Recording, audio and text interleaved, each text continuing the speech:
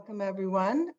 We'll get started in just a moment. We have a terrific turnout today, so we are still admitting people from the waiting room.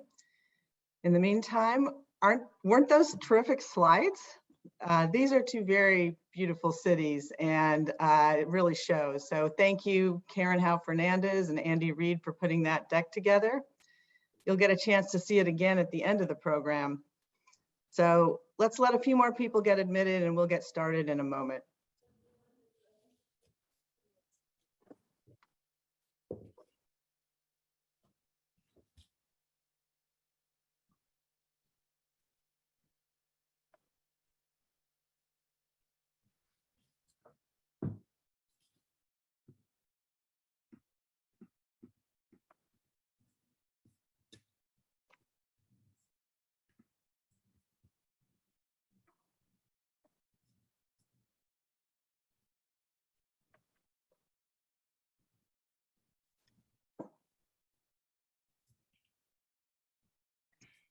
So welcome to the kickoff for the first ever sibling cities relationship between two US cities, Palo Alto, California and Bloomington, Indiana.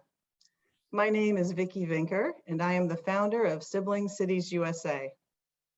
The fact that you are here means that you are at least curious and perhaps even enthusiastic about this new initiative to knit this country back together. We are delighted that you're helping us celebrate today. We are grateful to have two very special guest speakers, Professor Cornell William Brooks and Coach Tara Vanderveer.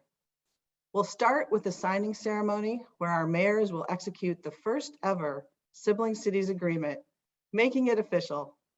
Then we'll have surprise guests, city trivia, and a report from our city coordinators about how they are gearing up and how you can get involved. And our goal is to finish in less than an hour.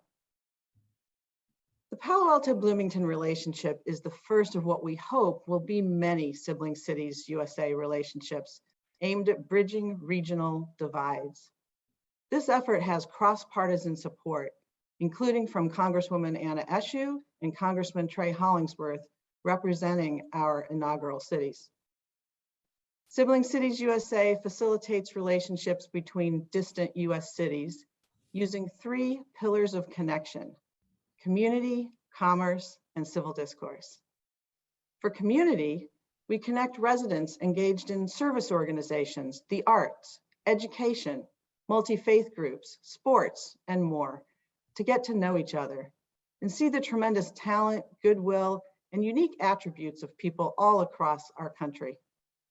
For commerce, residents will explore economic collaboration across regions to put the talents of all Americans to their best use so that all boats rise.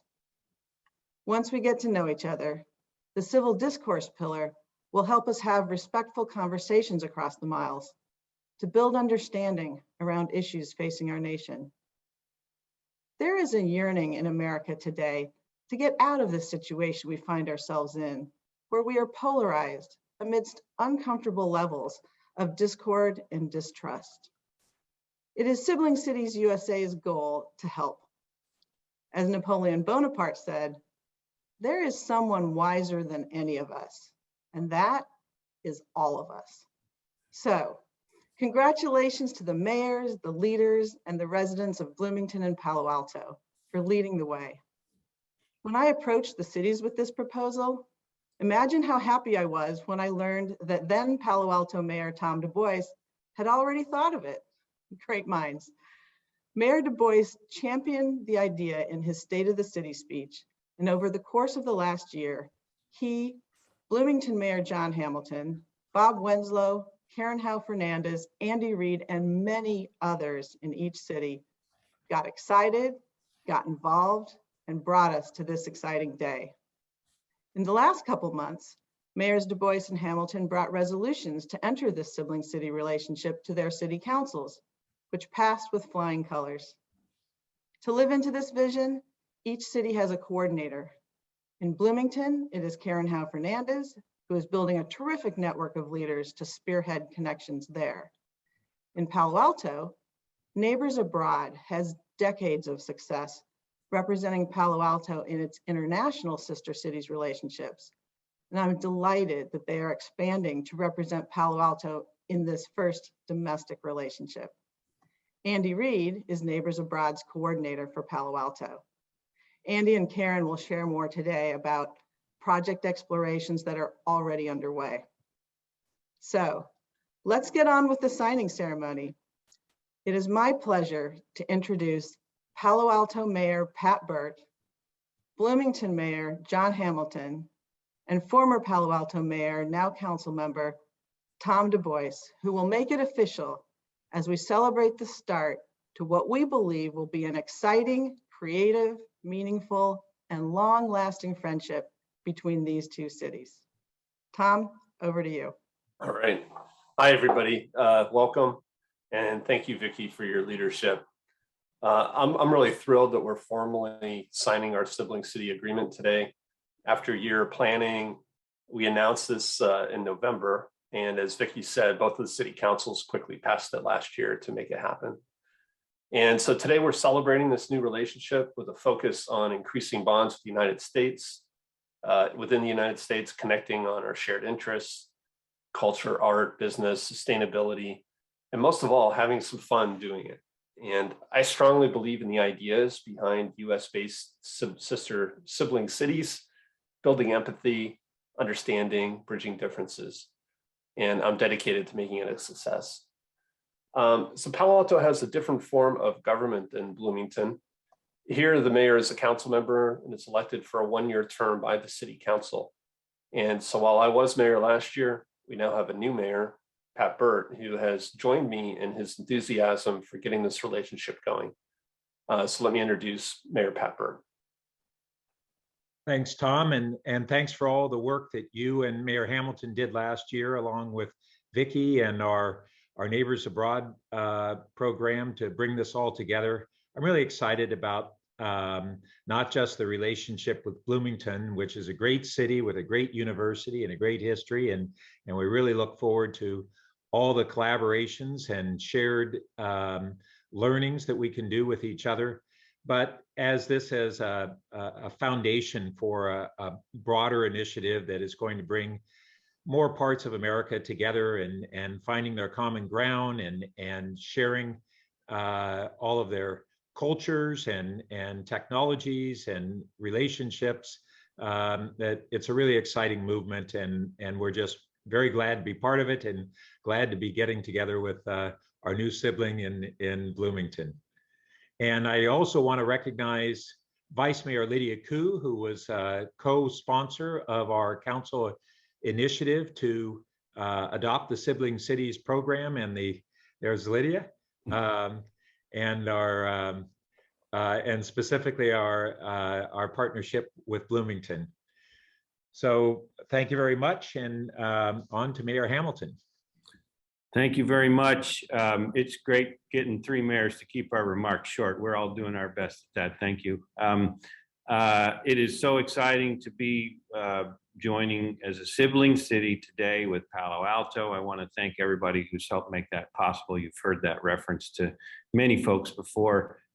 Mayors Du Bois and Berg, thank you for all your work on this. I too will just say, I think mayors are particularly sensitive maybe to the idea of knitting communities together and knitting peoples together. We know how important it is to work together, how divisiveness can create stress and difficulty, and how much can get done when we knit together again. And it's been a rough few years, and thank you so much, Sibling Cities USA, for this idea of trying to help chip away at this and really knit us together. I think it's a wonderful concept. We're very excited to be working with Palo Alto.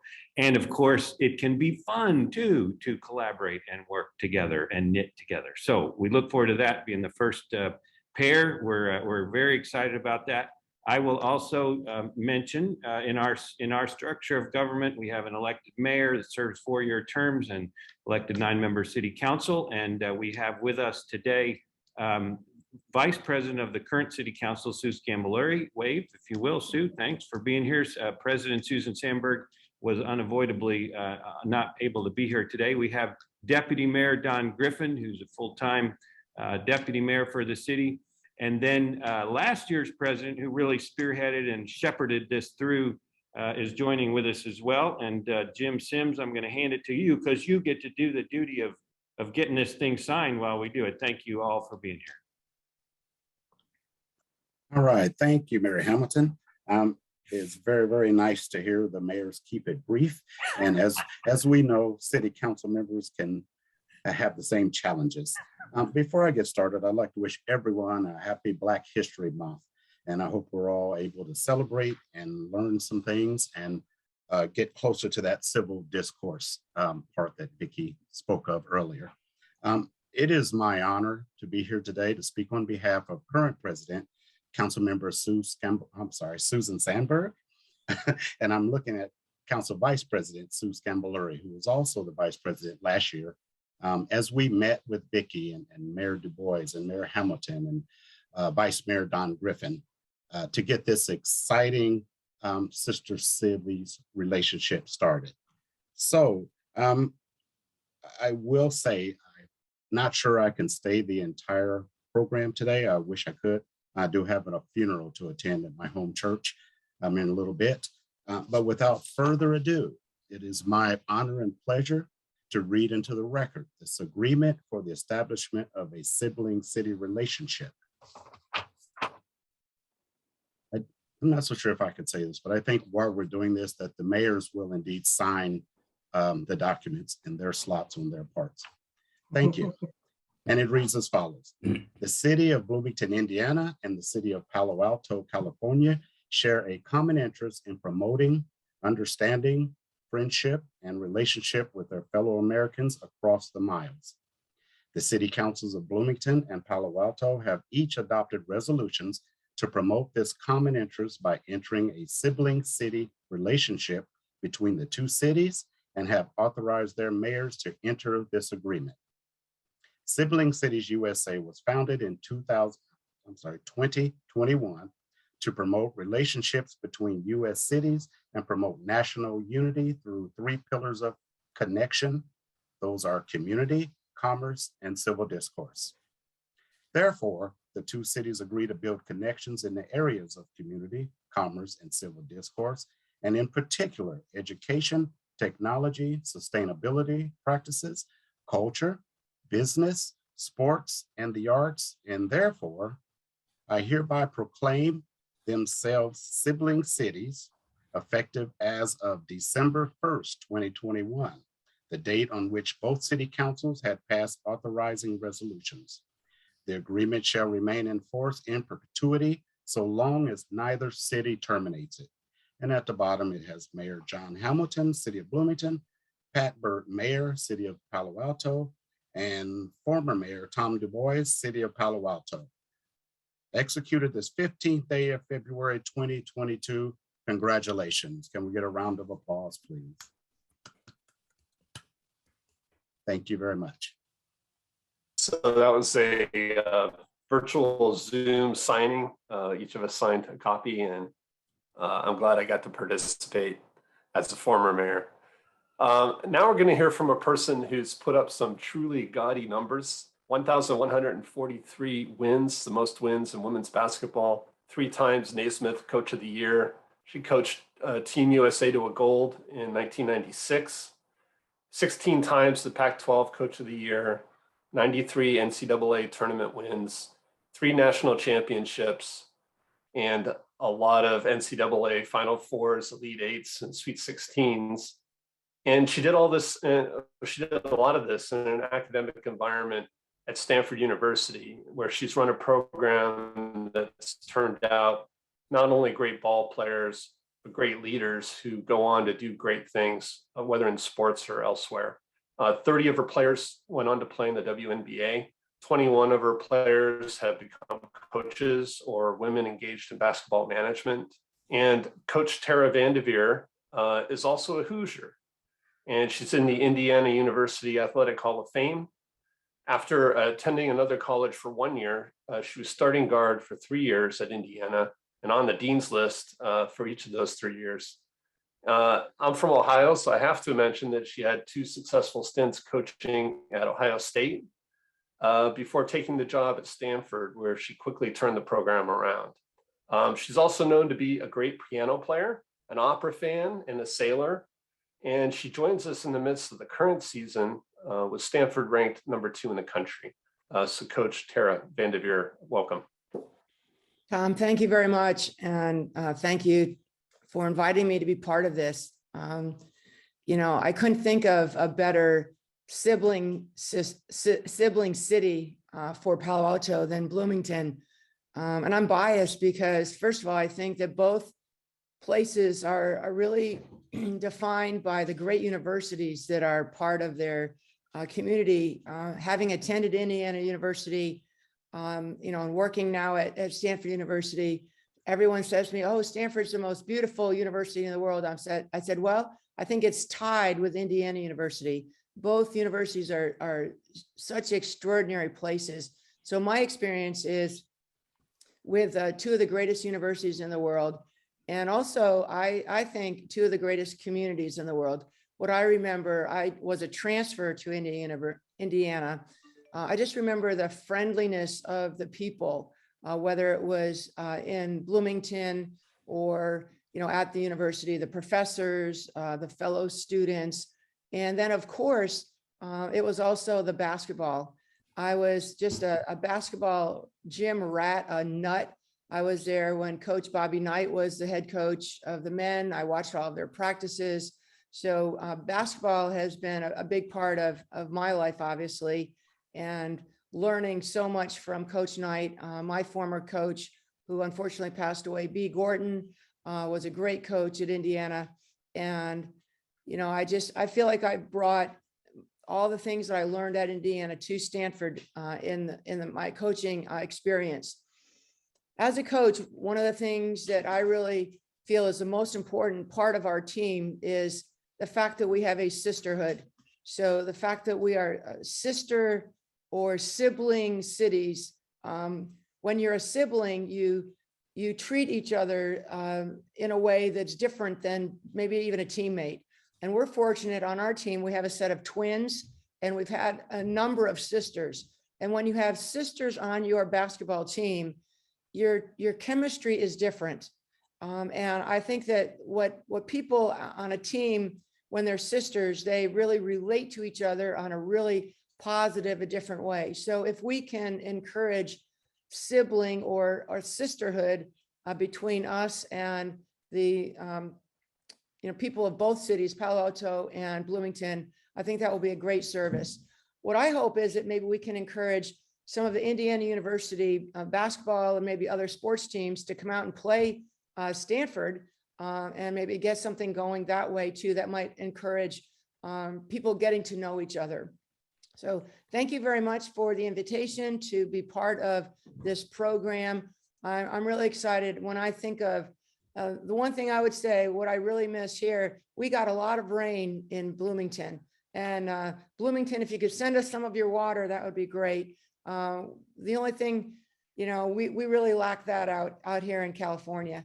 But we're communities that share, I think, the same values of, I think, just wanting to be good citizens, part of a great community. And I'm really excited to be involved with this sister city. So thank you all very much for your invitation. And I'm really excited to see where this goes. Thank you, Tara. And best of luck with the rest of your season. And we really appreciate you taking some time to join us today. It's my pleasure to introduce the mayor of Bloomington, John Hamilton. Is a Bloomington native, and though he did go to one of those colleges in Boston at one point. John has had an impressive career in public service, working at the state level, leading 2 state agencies, advising a governor and a lieutenant governor, and he now serving as an elected official himself. And he's really been great to work with on this sibling city relationship. He's a really nice guy and a positive force in making this happen. So John, welcome. Thank you so much, Mayor Tom. Again, appreciate it. Quickly just jumping in. So here's a kind of cool thing. We found out so quickly that these sibling cities happen to have some siblings who are sharing this relationship. Thank you, Tim. We're learning all kinds of relationships. So we have a little special treat today that we have some sets of siblings who are joining us to help us go a little deeper into the sibling city relationship. And I'm going to ask each of you 2 questions. We'll do a round each. We'll go around and let you talk a little bit about yourself. But we have Brad and Scott Fulton, who, if you wave, you can explain your relationship to these cities. And we also have Kendall and Katie Smith, who are sisters, the brothers and the sisters. And it's so cool that our Sibling City kickoff, we get to talk to a couple sets of siblings from the Sibling City. So first question I wanted to ask each of you, and I'll start with the Fultons, is tell me, if you can, tell us something about what you love in your current city, what your current city is, and just share something that you love in that city. But Scott, why don't we start with you?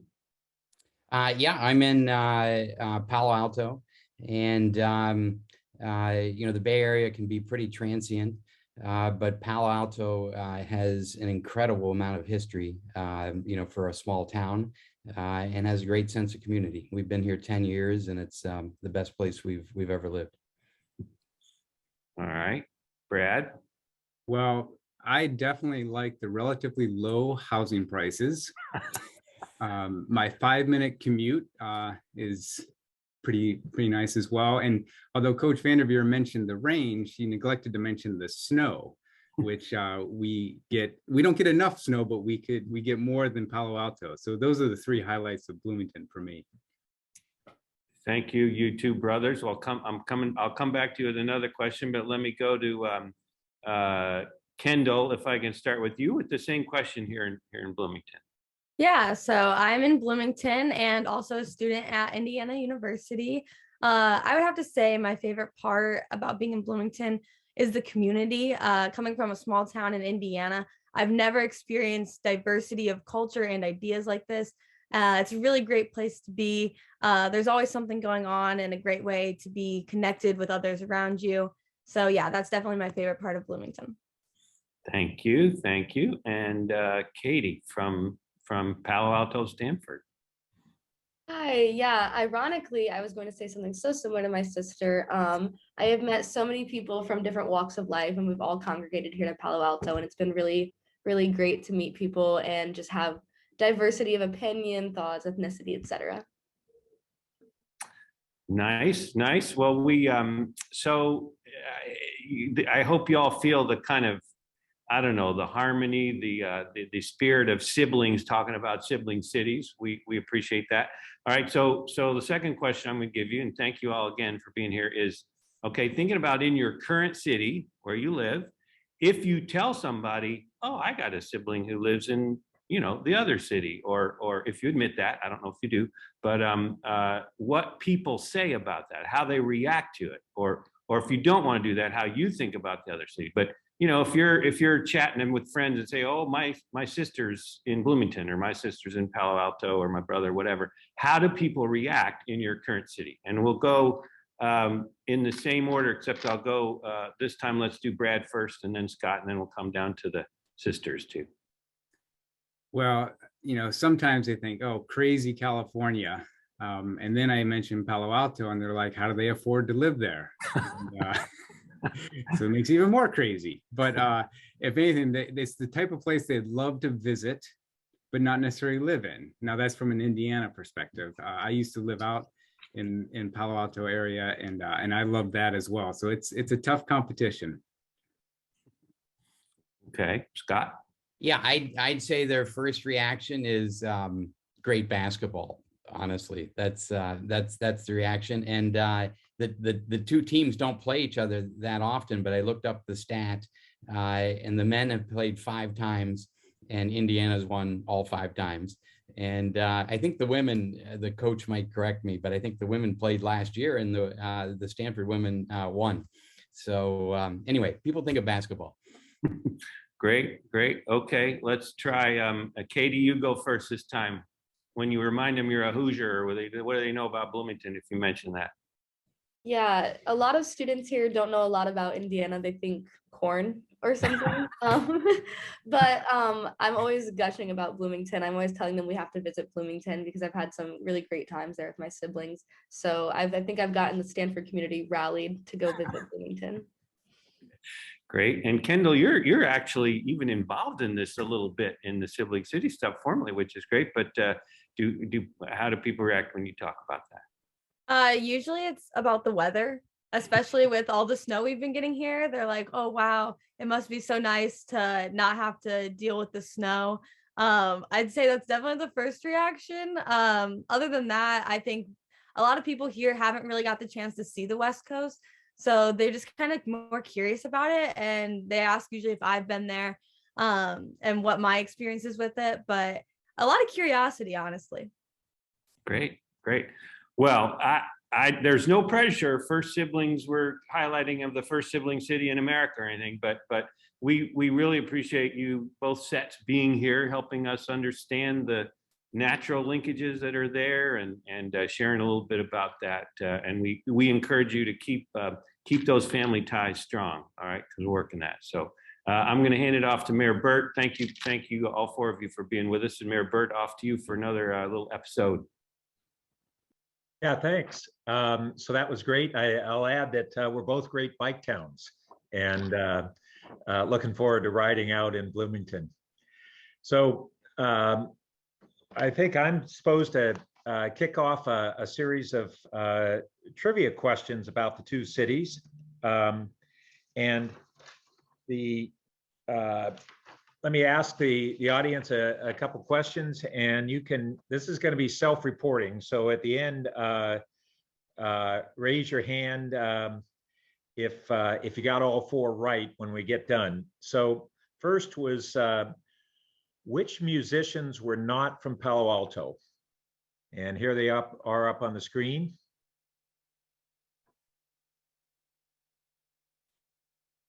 Okay.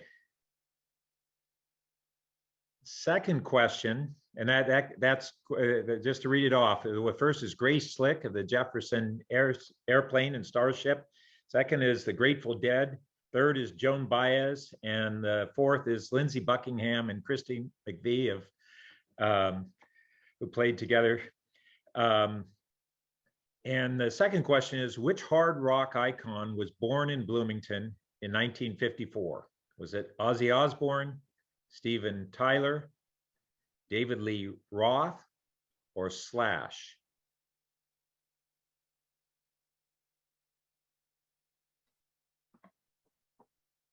Okay.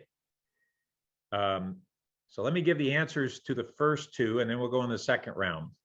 On the first question, it was actually Lindsey Buckingham and Christy McVie, although Lindsey Buckingham was born at Stanford Hospital in Palo Alto, but he lived next door.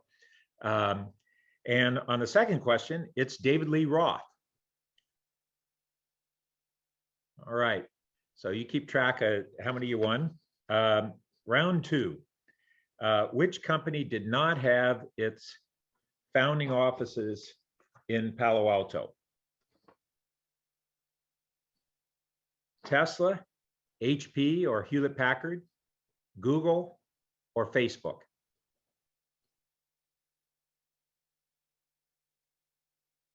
And there we go.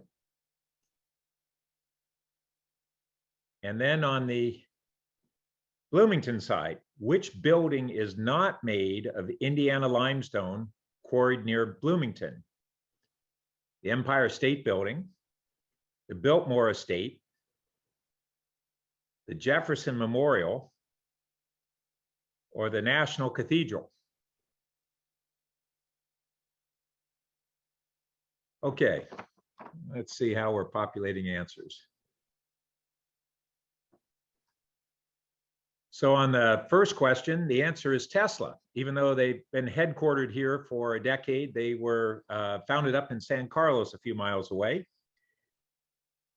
And then on the second question, the answer on Bloomington is the Jefferson Memorial, although the Lincoln Memorial is made of Indiana limestone. So if you got all four, raise your hand. Looks like we stumped a few folks. That's great. All right.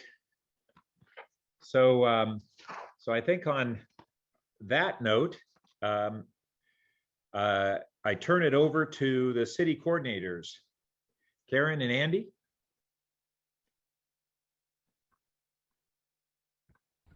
Thank you, Mayor Burt. I'm Karen Howe Fernandez, Bloomington Coordinator for Sibling Cities USA, or as we like to shorten it sometimes, SCUSA. I am here with my counterpart, Andy Reid, the Palo Alto Coordinator. Thank you so much for joining us today. I can't believe what great turnout we have. Andy and I are going to tell you why we got involved with SCUSA, what we are doing, and how you can become a part of it. I learned about Sibling Cities at a time when I had been actively working to understand the growing hostility and polarization in our country. I was looking for a way to help people speak to and hear each other across real and perceived divides.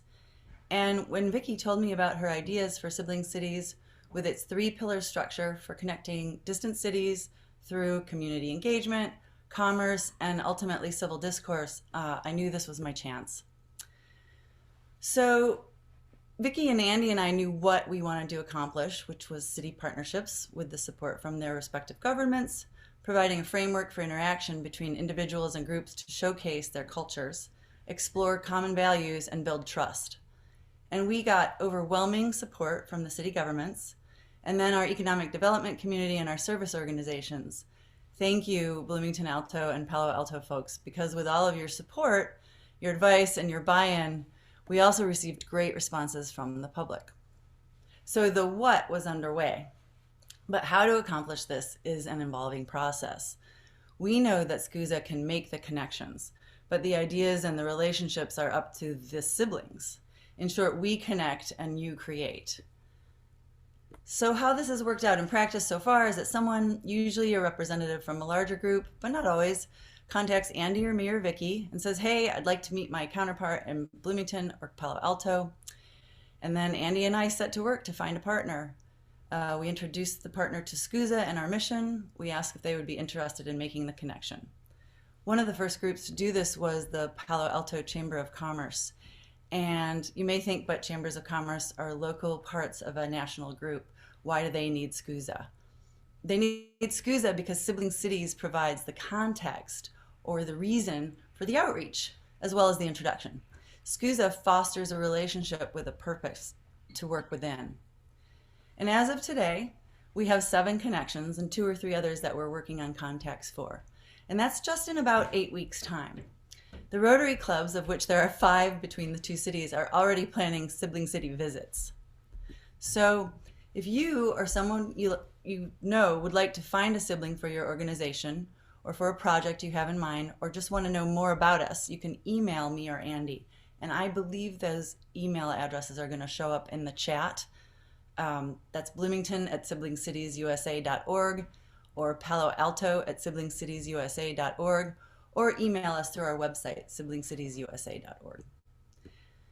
We have the Sibling Cities of Palo Alto and Bloomington. We have the framework for cultural, commercial, and civic exchanges, and we cannot wait to help you start the discourse. So now I'm happy to introduce you to Palo Alto Coordinator, Andy Reid. Andy? Thank you, Karen. And thanks to all of you for joining us today. This is really a great turnout. My name is Andy Reid, and I represent Neighbors Abroad, Palo Alto's long-established community nonprofit supporting our 8 international sister cities. Bloomington is our first domestic sibling city, and we are proud to reach out and meet our neighbors in a geographically distant and distinctly different part of the same country. When I first learned of the idea of sibling cities, it fit in very well with my own feeling that our country is torn apart by quickly drawn stereotypes. But my optimistic side tells me our values can't be all that different. I was excited to find there's a national program designed to connect US cities in this time of destructive polarization between coasts and big metropolitan areas and heartland mid-country cities and smaller towns. As in many cities and towns, volunteers provide a significant force that serves schools, libraries, sports, and other nonprofits. In this case, former Mayor Tom Du Bois formed a steering committee of civic leaders that during 2021 assessed the willingness and enthusiasm for Sibling City USA's 3 Pillars program to connect with Bloomington, Indiana through community, commerce, and civil discourse. I'm a local grassroots volunteer since retiring from public accounting a few years ago, and I act as a coordinator for Palo Alto. In my experience, establishing relationships is how all change succeeds. When neighbors meet neighbors and commiserate, offer help and understanding that leads to mutual benefit. 2 US cities at a time is a great start. City governments set the pace to support, promote, and give their imprimatur, but it will take the residents to step up. And that's where Karen and I come in. Folks learn about the program and want to participate.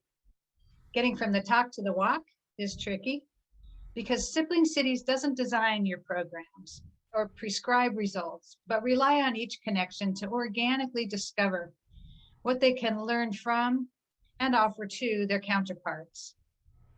We can help you find your counterparts.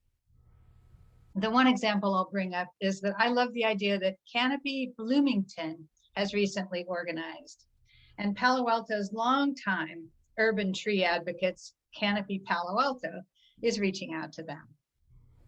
We can't wait to meet more interested groups and even individuals so that I can find your Bloomington counterparts. Don't hesitate to contact me via the siblingcitiesusa.org website, or as Karen pointed out, I believe it's in the chat. For me, I'm really glad that I found Karen. Relationships take time, but we look forward to seeing where these relationships can take us. Thanks again for coming. Back to Vicki Vinker. Wow, thank you, Karen and Andy. You're off to such a great start, making introductions and connecting people who want to meet their counterparts. And what great examples. The beauty of Sibling Cities is that anyone can do it because you just do what you're already doing, be that theater, cooking, Canopy, Chamber of Commerce work, going to school, and you simply do it with people in the other city to get to know them. So thanks so much to the 2 of you for leading us forward. Now, it is my true pleasure to welcome Reverend Cornell William Brooks to our program today. Cornell is a professor at Harvard's Kennedy School of Government, where he is director of the Trotter Collaborative for Social Justice, and he is a visiting professor at Harvard's Divinity School. He is the former president and CEO of the NAACP. And while there, he led a 1,000-mile march called America's Journey for Justice from Selma, Alabama to Washington, D.C. over the course of 40 days. He has served as a civil rights lawyer at the Department of Justice and elsewhere, and is a 4th-generation ordained minister in the African Methodist Episcopal, or AME, Church. He holds a law degree from Yale, a Master of Divinity from Boston University, and a BA from Jackson State. And most important, Cornell, you were a summer research associate at the Kettering Foundation in 1983, which is where we met. So welcome, Cornell, and thank you so much for joining us. It's great to see you and great to be with you, Vicki, and wonderful to be with all of these mayors, the coach, communities and citizens of all these cities at this extraordinary moment. So wonderful to be here. Thank you. So Cornell, you get a lot of requests to sit on boards. What made you say yes to the Sibling Cities USA Advisory Board? So Vicki, let me just share with you that for me, it wasn't so much a matter of an invitation to join a board. Many of us have had that experience, but it was more like an invitation to be a part of a movement. Let us note this: we are in this perilous moment in our democracy where, as you and so many have noted, there are these deep fissures of race and fault lines of class. And in this moment, to have a group of mayors and cities and citizens come together and decide that we want to recognize ourselves institutionally and civically as siblings, right? This is something to be excited about, something to rejoice in, and certainly lend support to. So I didn't take it, as a standing invitation to yet another board. Many of us have had that experience, but to be a part of something far more exciting. Great. Well, that's how we see it, as something far more exciting. And I'm so glad you did too. It's really been an honor to have you on board. As you know, Sibling Cities USA helps cities build relationships using 3 pillars of connection: community, commerce, and civil discourse. So when we were interns at the Kettering Foundation in the early 80s, I guess I shouldn't give a date, a while ago, Kettering You was were a wee starting child. yeah, I was really young. But Kettering was starting up the National Issues Forums program then, which continues today, where Americans across the country hold town halls on domestic policy issues, somewhat similar to our civil discourse pillar. And, in addition to you, we are really fortunate at Sibling Cities that we have Kettering's president on our advisory boards who helped get that going. He's also a former cabinet secretary, David Matthews. We also have Rob Fursh, who founded Convergence Center for Policy Resolution that also convenes people around national issues. And we have Joan Blades, who's the co-founder of Living Room Conversations, who knows how to facilitate tough conversations. So we're lucky that we have a lot of people who can skillfully guide us when we get to the civil discourse pillar. So my question for you is, do you agree that baking civil discourse into this relationship and discussing national issues across the miles is an important element of our program? And if so, why? So let me note this. My answer to the question has everything to do with where I stand in answering the question. So as a former CEO of the NAACP, I spent many hours, weeks, years crisscrossing the country, talking to mayors, walking into cities in crisis. And in those moments where there were crises related to policing, crises related to civil rights disturbances and injustices, in those moments, what I noted again and again, whether it be in Flint, in Ferguson, in Charleston, cities all across the country, that in those moments of crisis and pressure and tension, there was a collective call for discourse. So even in the midst of crisis, people had an intuitive understanding of the importance of being in dialogue, in conversation. And so if that is true on the back end of a crisis, how much more true is it on the front end of a crisis and in the midst of all the challenges that we face as a democracy? So this notion of civil discourse, which I would note should be civil, compassionate, an appreciation of the somebodyness of the other, but also committed, meaning we talk when it's easy to talk, and we talk when it's difficult to talk, and we talk when we think we dare not talk at all. And so this notion of coming together in the fashion of the National Issues Forum, I think is incredibly important. And I would note that all of our pressing democracy challenges with respect to the vote, the infrastructure of our democracy, are really challenges that relate to how we come together, how we deliberate, how we talk. Well, thank you for that, because that pillar is really what distinguishes us as an organization. And it is the part of this relationship building for which I have very high hopes. So that's inspiring to keep pursuing it.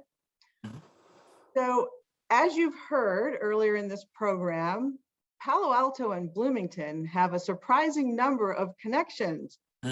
Coach Vanderveer, being home to actual siblings in these sibling cities, Right. Being the birthplace of well-known musicians, and many more great things that we keep discovering as we get to know each other. But the two cities also share a challenging history that is particularly pertinent given that it is Black History Month and the month during which the NAACP was founded. Right. By the way, Council Member Jim Sims, who read the agreement of Bloomington, who spoke earlier, he is a former president of the Monroe County NAACP. He hit me up on the chat and reminded me. Oh, excellent, excellent. Well, recently, both of our cities confronted their history with David Starr Jordan. Jordan was the president of Indiana University starting in 1885, before he moved to Palo Alto in 1891 to become the first president of Stanford. He was also a scientist who proclaimed eugenics and racial segregation. When this came to light in the last few years, Palo Alto renamed the middle school that my children attended from Jordan to Green Middle School in honor of Frank S. Green, a Black technologist and venture capitalist.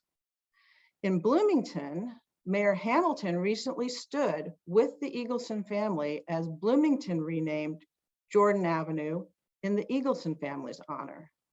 And their family includes several generations of accomplished scholars and leaders, including IU's first Black athlete and first Black woman graduate. So why is it important that even as we look forward to a better future together, that we also confront our common history as we strive to build a strong and productive relationship between these two cities? Well, this is just so critical, and I'm so glad that you lifted up this these chapters in Bloomington's history and Palo Alto's history. You know, one thing I would note is that we as a country find ourselves in what many have described as a racial reckoning. It in many ways is a reckoning with history and is a reckoning with the present as we contemplate how to embrace the future, meaning the degree to which we reclaim, acknowledge, confront old stories. It also provides us an opportunity to reclaim and engage and tell new stories, right? So in the same way that your children have, in effect, a new school to attend, even though it is an old school.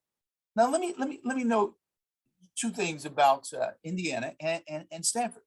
So my mother-in-law, Holly Pierce Broom, when Mississippi was in the throes in the ugly heyday of Jim Crow and declined to educate or provide graduate education for its citizens, she left Jackson, Mississippi to go to Bloomington for a graduate degree, right? So that's a story and a history that needs to be reclaimed and told for the present generation.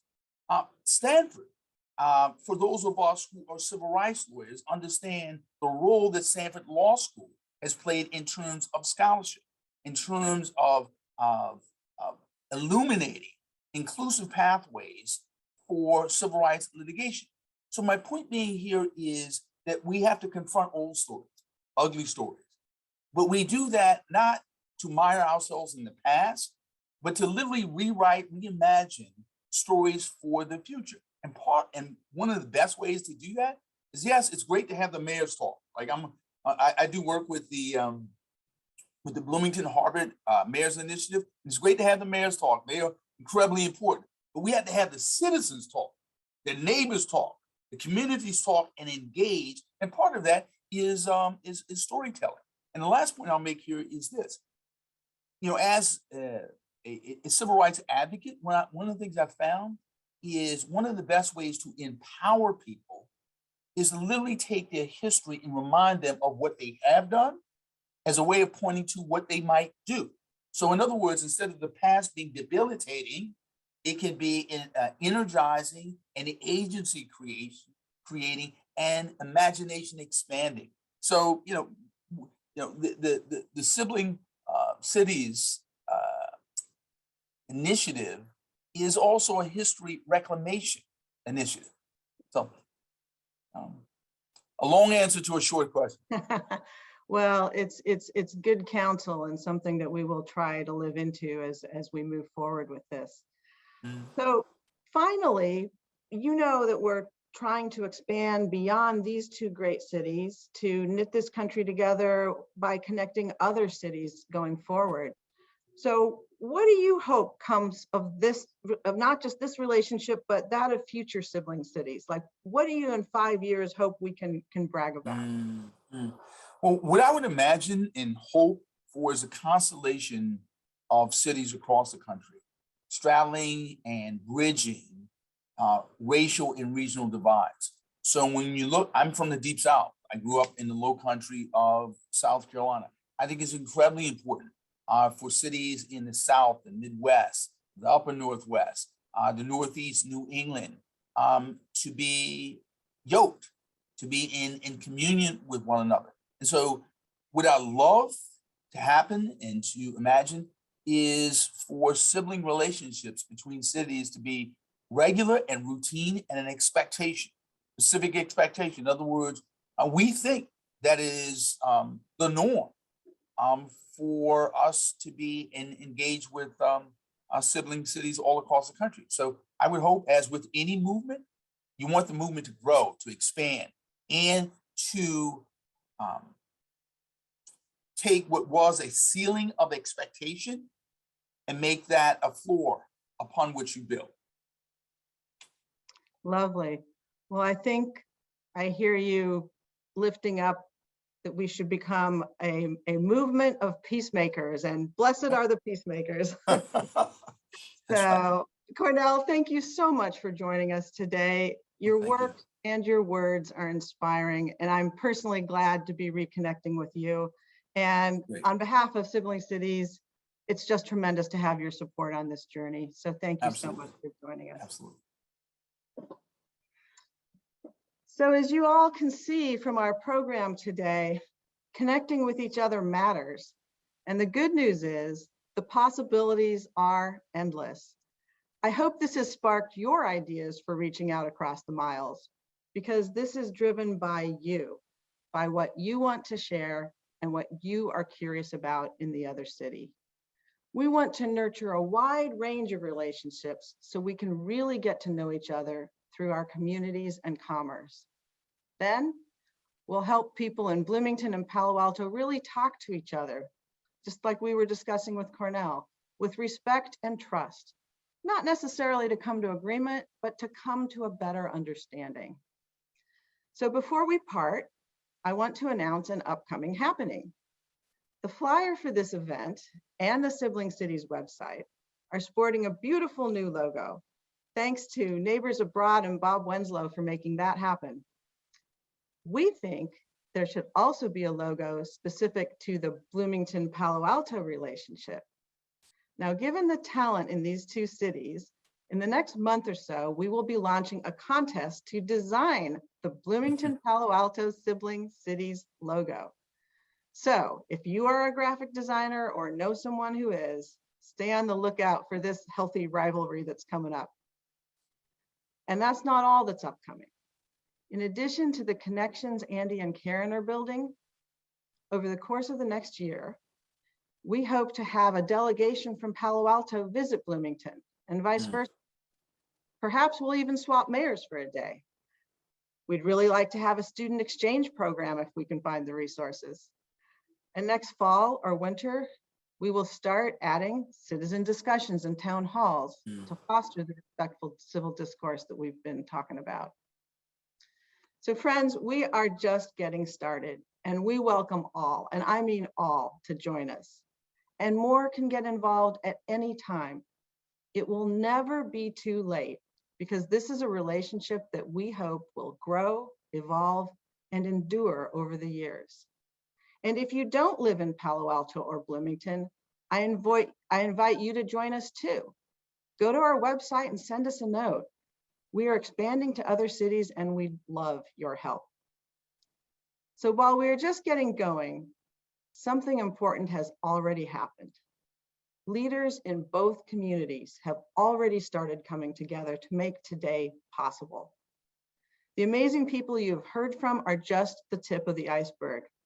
So many who are on this call or are elsewhere this morning have helped make this happen behind the scenes. They've served on steering committees. They've done other things to help us get going. They've explored and initiated connections. And every day there are more. They say it takes a village, and in this case, we have two. So go ahead, let yourself be encouraged. I am. We can do this. We are doing this. And finally, I can't possibly name all the people who have made today's event possible, but I would be remiss if I didn't at least thank the Reverend Professor and my friend Cornell William Brooks for his inspiring remarks. I mean, weren't those wonderful? His fellow Sibling Cities USA Advisory Board members, my fellow IU alumna, Coach Tara Vanderveer, who mentioned the wonders of living in these two great cities. Our two fabulous sets of actual siblings, wasn't that fun? Our county supervisor, mayors, and city council members, many of whom are on this call, who supported this idea, especially Mayor Hamilton, Mayor Burt, and former Mayor Du Bois. City staff, especially Chantal Cotton Gaines, Andrew Krebs, and Kaisa Goodman. Neighbors abroad of Palo Alto, especially Ed Fike and Bob Wenslow, who were key to getting the word out about this event. And my deepest gratitude goes to our extraordinary city coordinators, Karen Howe Fernandez and Andy Reid. They put so much effort and passion into this work, and we are lucky that they will be coordinating our connections going forward. So thanks for helping us kick off this first of its kind relationship. Go out there and make connections, shatter stereotypes, and get to know each other. Join us in knitting this country back together. Thank you. Enjoy the rest of your day.